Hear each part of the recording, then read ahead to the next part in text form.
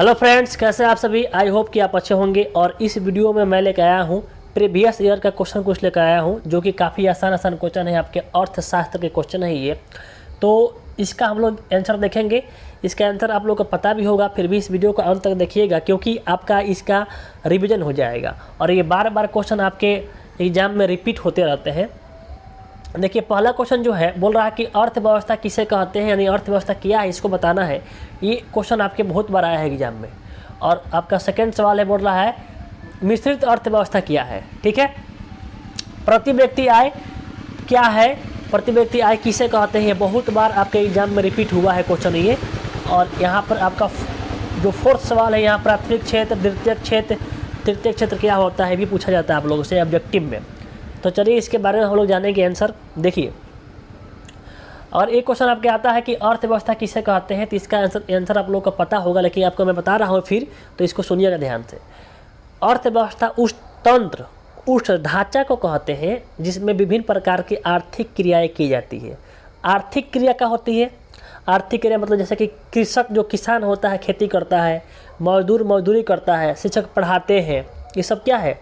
आर्थिक क्रिया है। ठीक है, तो हम लोग इसका आंसर किस तरह देंगे हम लोग कि अर्थव्यवस्था उस तंत्र या ढांचा को कहते हैं, उस तंत्र को कहते हैं, उस सिस्टम को कहते हैं जिसमें विभिन्न प्रकार की आर्थिक क्रियाएं होती है। जैसे जो किसान होता है खेती करता है, जो शिक्षक होते हैं क्या करते हैं? पढ़ाते हैं। ऐसा ही आपका जो व्यापारी होता है व्यापार करता है, श्रमिक अपना श्रम करता है, मजदूरी करता है। तो ये सब क्या हो गया? आपका ये आर्थिक क्रिया हो गया। ठीक है, अब इसमें देखिए अर्थव्यवस्था से कई गो लाभ, दो गो लाभ होता है। पहली बात कि देखिए, कोई भी आपका काम होगा उसमें तो आर्थिक क्रिया होगा, कोई भी आपका आर्थिक क्रिया होगा तो दो काम होगा।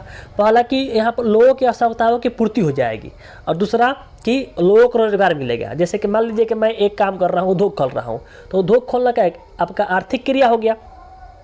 तो मैं एक छोटा मोटा उद्योग खोल रहा हूँ, तो मैं उद्योग खोलूँगा तो क्या होगा कि मुझे क्या हो जाएगा कि जो उद्योग खुला उससे क्या होगा कि दो लाभ हो गया। आर्थिक क्रिया से दो लाभ होता है। पहला कि आवश्यकताओं की पूर्ति होता है और रोजगार मिलता है। तो मैंने उद्योग जब खोलूँगा, जहाँ पर हम उद्योग खोलेंगे जहाँ पे, तो वहाँ से जो वस्तुओं का उत्पादन होगा, तो जो जिसको ज़रूरत पड़ेगा, जिसको जो आवश्यकता पड़ेगा, वहाँ से उससे कीन करके लेकर जाएंगे, तो उनके आवश्यकताओं की पूर्ति हो गई। और दूसरी बात कि जब उद्योग खोला जाएगा तो उसमें जो वर्कर रहेंगे, काम पड़ेगा, तो जो वहाँ से आएंगे वर्कर वहाँ पर, तो उनको रोजगार मिल जाएगा। तो अर्थव्यवस्था में जो आर्थिक क्रिया होगी, और अर्थव्यवस्था से क्या है कि लोगों को आपका जो आवश्यकताओं की पूर्ति होगी वो भी हो जाएगा, और लोगों को रोजगार भी मिलता है। तो इस प्रकार से इसका आंसर आप लोग किस तरह लिखेंगे? बहुत छोटा आंसर इसका हो जाएगा। किस तरह से देंगे कि अर्थव्यवस्था उस तंत्र या ढांचा को कहते हैं जिसमें विभिन्न प्रकार की आर्थिक क्रियाएं की जाती है। जैसे किसान खेती करते हैं, मजदूर मजदूरी करते हैं, व्यापारी करते हैं। इस प्रकार से इसका आंसर इतना आप लोग लिख लेंगे, इसका आंसर हो जाएगा।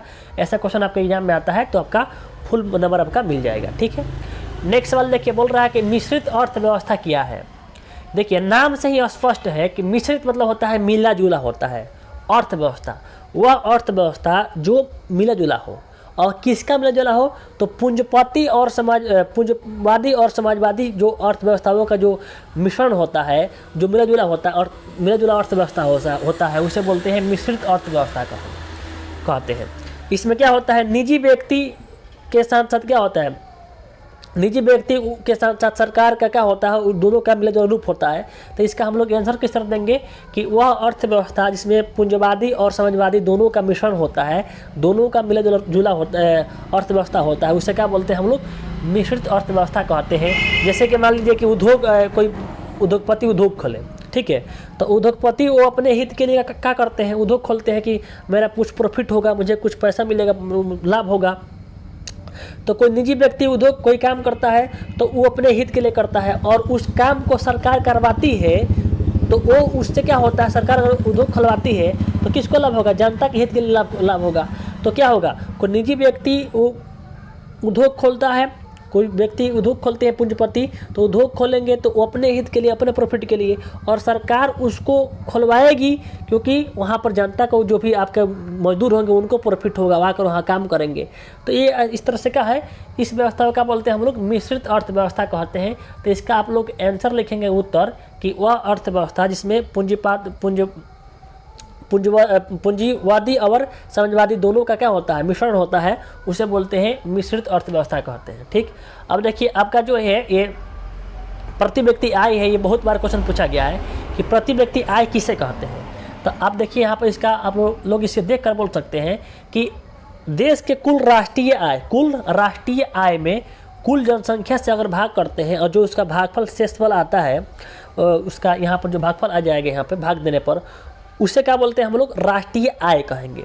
तो इसका जो आप लोग उत्तर लिखोगे कि किसी देश के कुल राष्ट्रीय आय और उसके देश के कुल जनसंख्या से भाग करने पर जो आपका आएगा आंसर, उसे भाग देने पर जो आपका भागफल आएगा उसे क्या बोलते हैं हम लोग, उसे प्रति व्यक्ति आय कहते हैं। ठीक है, आगे चलिए देखिए, एक काफ़ी क्वेश्चन आपका इंपॉर्टेंट है, बहुत बार पूछा गया है कि अर्थव्यवस्था को कितने क्षेत्रों में बांटा गया है। तो 3 क्षेत्रों में, प्राथमिक क्षेत्र, द्वितीयक क्षेत्र और तृतीयक क्षेत्र।